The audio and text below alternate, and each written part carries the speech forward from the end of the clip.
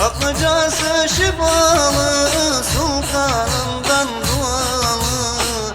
Sen de gel tat bu balı, yürü gidek Afyon'a. Sen de gel tat bu balı, yürü gidek Afyon'a. Gel gidelim Afyon'a, Afyon'un kaymağına. Bize kaymak bahane, gel gönül sultanına.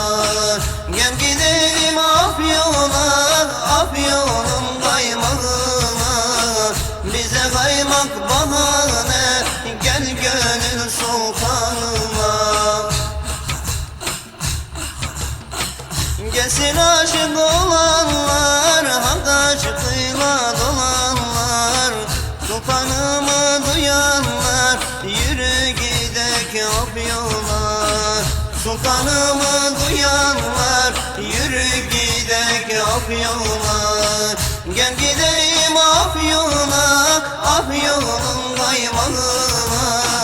Bize kaymak bahane, gel gönül sultanına. Kütahya yolundadır, yolun kıyısındadır. Sofi'nin bağrındadır, yürü gidek Afyon'a.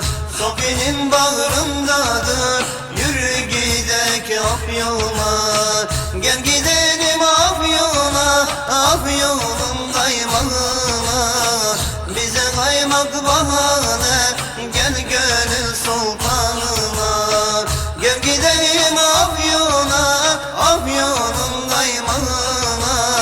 Bize kaymak bahane, gel gönül sultanına.